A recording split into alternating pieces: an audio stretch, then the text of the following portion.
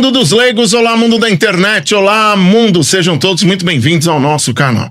Estamos começando mais um podcast Fala Chef e para você que está chegando agora, aproveita, já se inscreve no canal, deixa seu like, comenta, porque o programa de hoje está para lá de especial. Nós vamos falar sobre aventuras na estrada e para isso eu trouxe uma especialista no assunto, a minha amiga Ivoneide Araújo, ela é campista, é isso? Acertei? Isso mesmo. Seja muito bem-vinda, é uma honra ter você aqui conosco, minha amiga. Muito obrigada. A primeira pergunta que a gente sempre faz para todos os convidados é: como tudo começou? Como é que surgiu essa ideia toda para vocês? Então vamos lá.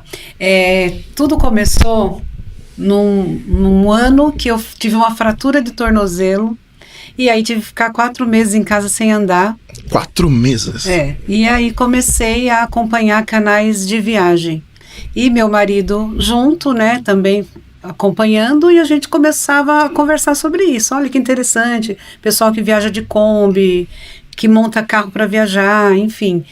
E aquilo começou a sementinha, né, a plantar, e a gente sempre conversando sobre isso. E num determinado momento a gente falou, por que não, né? Quem sabe a gente planejar isso, pensar isso para a nossa vida.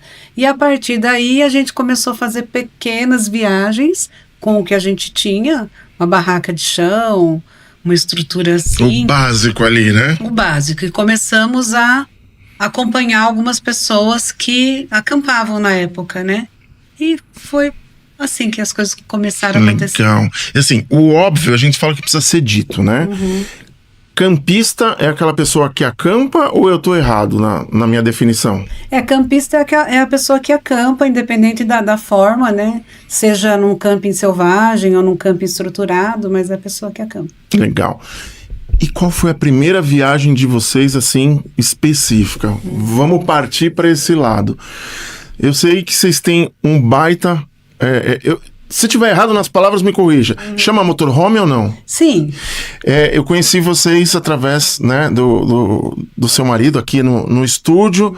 Vocês vieram aqui na galeria trazer o pai, sogro, né, para fazer um pilates. Eu vi o carro e achei algo extraordinário. E aí eu puxei um assunto, o bate-papo foi indo, né? Sim. Como foi a aquisição desse motorhome? E a primeira pergunta é como começou no sentido da primeira experiência?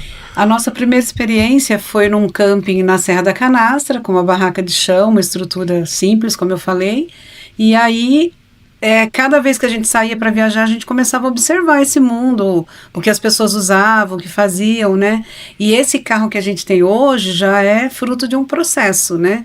Nós começamos acompanhando pessoas que acampavam e depois nós montamos um primeiro carro. Entendi. Na verdade, meu marido que montou tudo, ele idealizou e ele mesmo construiu o que a gente chama de motorhome, porque a partir do momento que você carrega a sua casa no carro... Sim, não, e é lindo, é extraordinário. E aí começou numa TR4, né, na parte traseira da TR4, ele estruturou de forma que tivesse armário, geladeira, fogão, e tudo que a gente precisava levar, a gente levava dentro desse carro, né. E aí a gente fez uma viagem longa para muitos lugares, mas a maior foi para o sul da Bahia todo, com esse primeiro carro. Caramba. E nessa viagem, que foi mais longa, a gente começou a pensar num carro que tivesse mais autonomia de combustível, né? E num carro a diesel.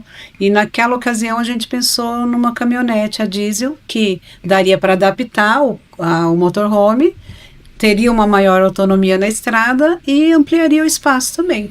E aí a gente chegou no carro que a gente tem hoje, que também foi montado por ele, idealizado, aperfeiçoou, que antes era madeira, agora tem uma estrutura de ferro. É uma grande paixão, né? E o círculo de pessoas que frequentam, né, o que a gente chama de nicho, é bastante unido? Sim.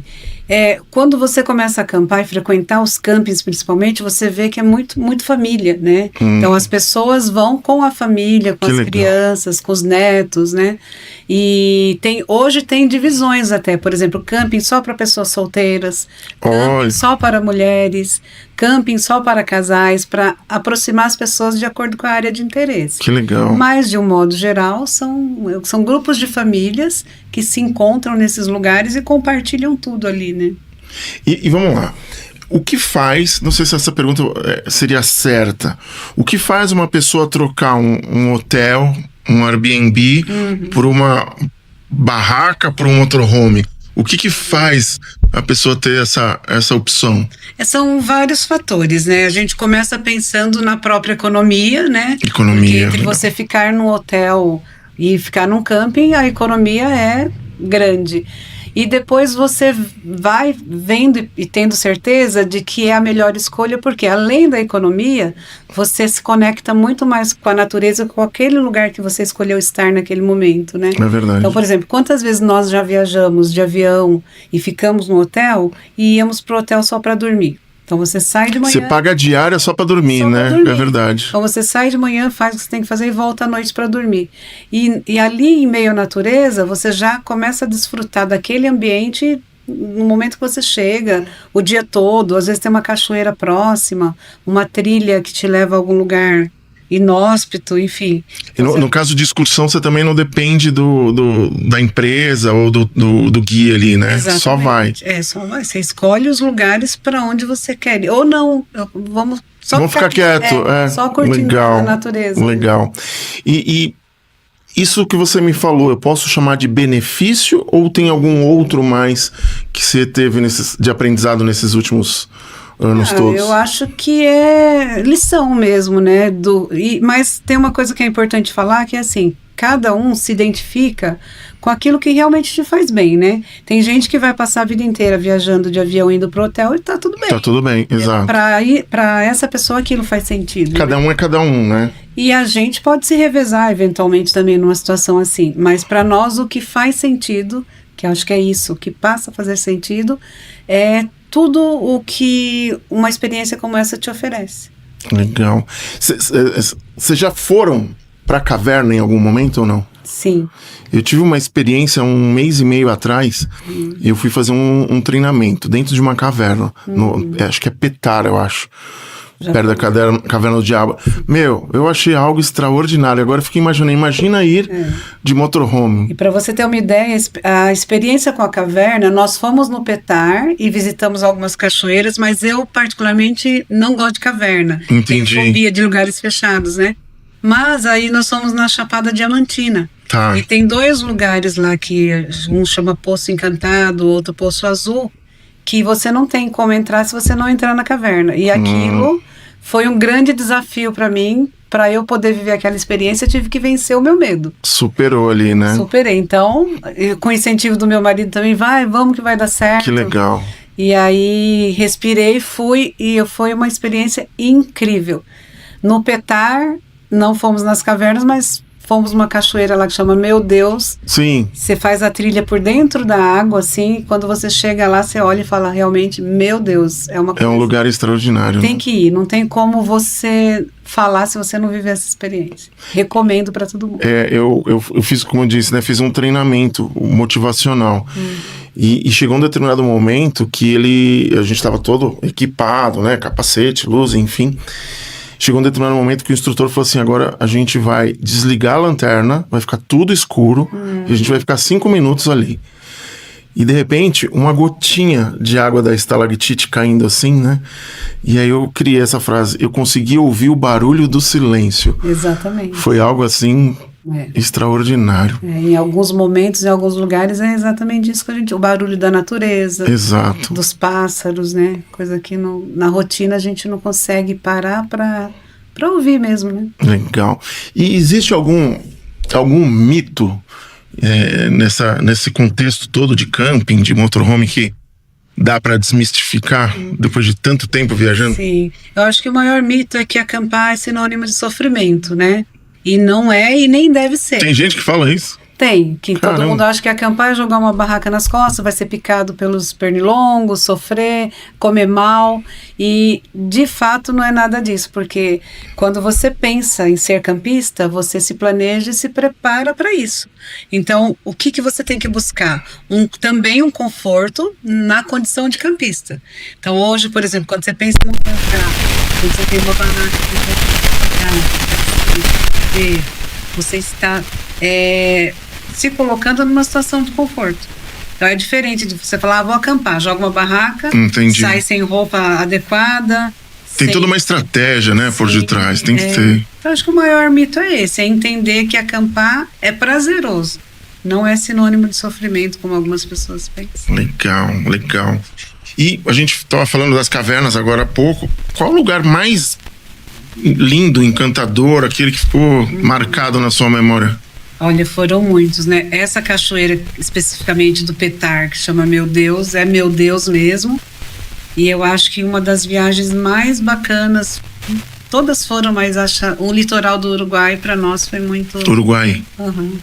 Porque lá você tem experiências com praias, são praias, mas tem alguma coisa de diferente, tem praias mais rústicas, tem aquela experiência de você ver os lobos marinhos, leões marinhos. Que legal! Pertinho. Que legal! Foi incrível. E aí você passa por todo o litoral do Uruguai e a gente foi acampando, né? Parando com a nossa barraca, com o nosso carro. E você termina lá em Colônia del Sacramento, onde você pega a embarcação para Buenos Aires. Que então, sensacional! A gente fez tudo isso, né, com o nosso carro e mudou de país depois. Que top! Foi E quais outros lugares vocês foram para fora? Só no sul? Não, nessa viagem especificamente, a gente fez a Praia do Cassino, no Rio Grande do Sul, que tem quase 300 quilômetros de extensão de areia. A gente fez pela praia. Aí emendou no litoral do Uruguai, atravessamos para Buenos Aires, um pedaço ali da Argentina, depois Paraguai. E aí voltamos. Que legal. E acredito eu que nessas viagens não é pensamento negativo. Mas deve rolar uns perrengues de tipo furar um pneu, acabar a bateria. Tem algo que aconteceu que dá pra contar? Tem alguns perrengues, né? Por isso que eu falo, o perrengue vai acontecer. Sim, né? faz parte do combo, né? E a gente também vai aprendendo com eles. Numa determinada ocasião, nós estávamos na Serra da Bocaina. Entramos no Parque Estadual da Serra da Bocaina e pegamos uma trilha de carro que a gente queria conhecer uma senhora que mora numa situação muito inóspita lá também, sozinha. Cresceu e viveu a vida toda lá, inclusive foi matéria do Globo Repórter uma vez, e a gente ficou curioso para conhecer essa senhora, como que ela vive. Ela hospeda o pessoal que faz trilha até Paraty lá. E aí, nessa ida, a gente foi parando, porque a gente para, né, a gente tem esse hábito de parar em todos os lugares que nem para conhecer. Já era 4 horas da tarde e o carro caiu no mata-burro. Os dois pneus assentaram no mata-burro. Já era 4 horas da tarde, não tinha mais nenhum trilheiro passando, não tinha socorro naquele momento, e a gente pensou, claro, tem tudo no carro, tá vendo? Alimento, água, lugar para dormir, vamos dormir, e amanheceu, a gente vai atrás de ajuda. E aí, foi o que aconteceu, né? Passamos a noite lá na mata, fechada, aquela escuridão. Dia não vai sair para os carros, já tem outros outros. E a partir daí, ele pensou, agora a gente tem um bicho. Se tivesse um bicho, ele está saindo dentro do bicho. Aí voltou para casa e ficou atrás do bicho. Caramba. É o que a gente fala, né? Se não tiver esse combo... Sim. E detalhe, nós só contamos para a família depois que eu ter voltado para casa, né? Para nos preocupar, lógico. Os filhos iam mandar internado. E quando vocês fazem toda a programação, né? Que pode acontecer um perrengue ou outro, sim. Mas como é que é a escolha de um camping legal? Nem você comentou, tem um de casal, tem um solteiro. Como que é, assim, o perfil que vocês analisam para falar, não, vamos para esse? Na verdade, a gente escolhe primeiro o lugar. A gente pensa quantos dias a gente tem para passear, para viajar, que cidade que nós vamos, que estado. E aí a gente pesquisa os campings que tem. Como o carro tem uma boa estrutura, para nós não importa se é um camping super equipado ou não. Então nós já ficamos... Vocês têm um apoio ali do carro, né? Nós já chegamos a ficar em camping que tem até uma piscina aquecida. E já ficamos em camping que nem banheiro tem, só gramado ali. Que a gente carrega os sanitários portáteis. Então é muito mais pelo lugar do que pelo campo. Em relação à segurança, tem preocupação referente a isso ou não? A gente não tem o hábito de ficar em lugares que não sejam campings, é mais difícil. Já ficamos, já dormimos em posto de gasolina, Mas não é um hábito. Normalmente a gente fica em camping tranquilo. Legal. E as pessoas, elas são unidas, como eu comentei. Quando tem um perrengue de alguém, normalmente as pessoas param para dar o suporte, ajudar. Isso é uma cultura do pessoal do camping. Sim. Nessa ocasião específica que o carro caiu lá no Mataburgo, no outro dia, quando ele tinha que buscar o socorro, já parou uma pessoa antes dele retornar. Então essa pessoa já estava lá, tirando corda, já veio para ajudar. E dentro do próprio camping também. O que acontece ali, um já está ajudando o outro. Ou faz uma comida coletiva, junta a panela. Que legal, né? Que legal. Faz churrasco junto. Não tem nenhuma situação de camping que você chegue e você não faça novas amizades. E mesmo que você vá sem nenhum conhecido, você volta uma galera nova. Legal, legal. E nessa viagem que eu comentei, né, do curso que eu fiz para a caverna, uma coisa que eu percebi muito é o cuidado que os monitores ali, os instrutores, tinham com a natureza. Então, se encontrava um papelzinho ali, pegava, você não podia comer lá dentro, tinha uma série de regras para preservar a natureza. No trabalho de vocês, não é trabalho, né? No hobby de vocês, tem muito disso ou não? Tem. Os campistas, de um modo geral, eles já têm esse cuidado de recolher todo o lixo que produz, em qualquer que esteja, né? O que acontece muito é o contrário. A gente chegar em determinados locais, praia, por exemplo, e nós mesmos já temos feito isso, pegar um saco de lixo e sair recolhendo garrafa, copo, coisas que as pessoas deixam no local ali. Os campos, normalmente, eles já têm uma estrutura de cuidado, né? Os proprietários. Mas quando a gente chega na praia, podemos fazer isso. Além do cuidado nosso, podemos outros. Você comentou há pouco que quando teve o perrengue, vocês não comentaram com a família. Falando da família, vai com vocês, não vai? Teve momentos que já passaram, sei lá, Natal, Ano Novo, juntos. Como é que tem essa percepção da família? Alguns momentos, sim, irmãos mais velhos, sobrinhos, em poucas ocasiões. De um modo geral, não. Por exemplo, nós temos filhos. Os nossos filhos não. Entendi. Nós dois, agora ainda estamos sogro. Que idade ele tá? 86 e ele tem uma barraca própria agora. Olha, que legal. Incluímos ele nesse mundo também. E às vezes ele... Gosta da viagem, chefe? Gosta de viajar? É bom, né? Investimos numa barraca de 2 dormitórios para ele ficar que legal. Pra ficar em pé, né? Não ter deixar. Que legal, que legal. E assim, para quem tá assistindo e de repente despertou, falou assim, pô, eu quero fazer essa experiência.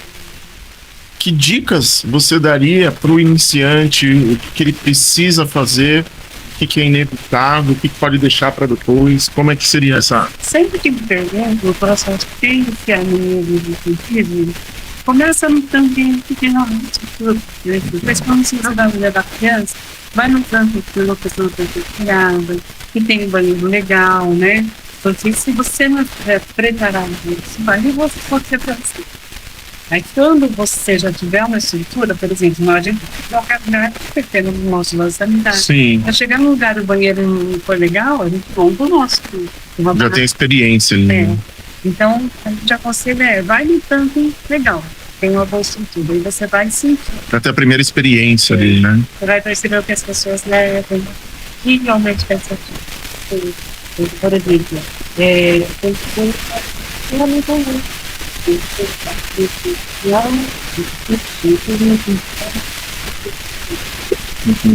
mas tem gente que prefere, né? Entendi. E uma outra pergunta que vem muito na minha cabeça é assim, a gente falou dos perrengues e a viagem que foi assim, você não imaginaria que fosse tão legal e trouxe algo extremamente marcante para ti. Também acho que são vários momentos, mas um exemplo a gente tem ido para Praia de Castelhanos a 3 viradas de ano novo. E é um lugar que a gente falou, elegemos para passar o ano novo, porque é muito bacana. É uma praia mais isolada, só chega de 4x4, né? E numa dessas idas para lá, isso era final de ano, né? No começo do mês a gente falou, vamos para Bahia? Do nada. Do nada. Do nada. Aí de lá nós resolvemos ir para Bahia. Nós já tínhamos feito o sul da Bahia numa ocasião, e aí nós voltamos em alguns lugares que a gente gostou muito, e aí chegamos até a Chapada Diamantina. Então o fato de você falar, vamos fazer isso assim, né? De sopetão. E curti a viagem, deu tudo certo, não teve perrengue nenhum, fomos em lugares maravilhosos. A Chapada Diamantina, por exemplo, não estava nos nossos planos. A gente esticou até lá, foi lá que eu tive essa experiência com as 2 cavernas, que também foi uma outra cachoeira, nossa, excepcional, assim, uma experiência assim, para a vida toda. Então foi uma viagem que do começo ao fim, falou, nossa, que legal, né? Faria de novo, com certeza. Eu acredito que exista um leve padrão, mas não é repetitivo. Como é que é o dia de vocês? Vamos supor, saíram agora para viajar, chegaram no ponto. Dormiu. A partir do período da manhã até a noite, nas viagens, como que é essa rotina? Viaja quanto tempo? Descansa? Você troca a direção com o marido? Como é que é feito esse... Numa viagem mais longa, a gente sempre se planeja para rodar o máximo possível durante o dia e nunca rodar à noite. Eu dirijo, mas quando a gente está viajando, ele não gosta que eu dirija, porque ele se sente mais seguro. Sim. E não quer também dividir essa responsabilidade, mas normalmente é ele que dirige.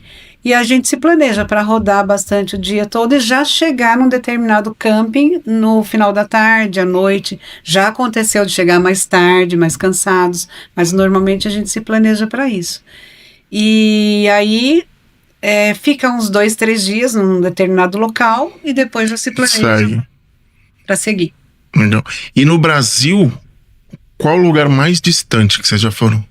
Mais distante? Eu acho que no Chuí, que é a divisa lá com o Uruguai, que saímos daqui até o Chuí e também pro Nordeste, né? Tá.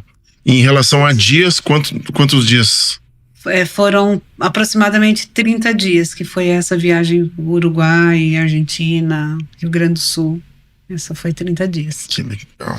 E daria para fazer em 90 dias, viu? Porque a gente queria parar muito mais do que paramos, mas como tinha que voltar, não daria tempo. E teve alguma viagem que você falou, de repente não precisa nem falar o local para não direcionar as pessoas, mas teve alguma que você falou assim, nossa, me arrependi, não gostei? Acho que não. Não? Não teve nenhum lugar que ela não voltaria mais. Calma. Minha amiga, a gente está chegando praticamente ao final do nosso programa.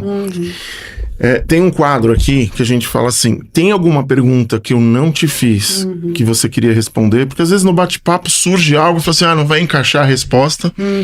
Caso não tenha, queria que você deixasse suas considerações finais, deixar seu Instagram para o pessoal dar uma olhada de como é esse processo, né? Sim. E foi uma honra muito obrigada. Ter você aqui. Eu que agradeço. Eu acho que dizer para as pessoas que viajar é muito bom, né?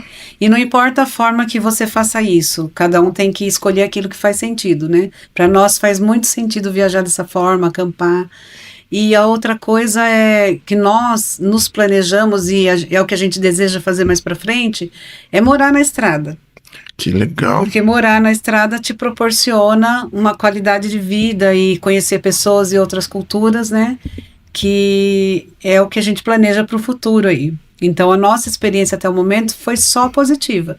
Tudo que a gente pensava que é o que é mesmo, que nos agrada, né? E que as pessoas não esperem a condição ideal. Parece clichê, mas todo viajante fala isso e é uma verdade. Não espera a condição ideal, o carro ideal, sim, o tempo ideal, né? Só vai, né? Só vai. Vai nos dias que você pode. Não posso ficar 30 dias, vai 3, né? E aí você vai construindo essa cultura para sua vida e se aproximando das coisas que realmente importam, que é o tempo de qualidade na vida da gente, né? Então a gente quer, sim, passar muito mais tempo viajando. Hoje não dá por várias questões, então a gente vai sempre que pode, com a condição que a gente tem hoje. E nós, por exemplo, a gente não tem o perfil de ter um motorhome daqueles grandões, poderosos, não é? A gente gosta dessa estrutura que a gente tem hoje. Ah, legal, legal. Suas redes sociais, amiga? Nós temos o Instagram, Razões P Viajar, e o YouTube também, o canal do YouTube Razões para Viajar. Maravilha. Cada um descubra a sua razão, que vai se dar muito bem. Perfeito. Minha amiga, mais uma vez foi uma honra receber você aqui, receber o maridão, o sogro, é uma honra ter vocês aqui de verdade. E queria depois que você viesse mais vezes para contar mais histórias e mais viagens. Com certeza, porque são muitas experiências, muitas histórias para contar. Maravilha. Gratidão. Isso. E a gente vai encerrando mais um podcast Fala Chef. Falei que o programa de hoje estava para lá de especial. E eu queria agradecer imensamente aos nossos patrocinadores. São vocês que acreditam no nosso projeto e fazem com que a gente possa trazer pessoas incríveis no nosso programa. E vamos encerrando com aquela velha frase que sempre toca o meu coração do método Kaizen. Hoje, melhor do que ontem. Amanhã, melhor do que hoje. Até o próximo programa.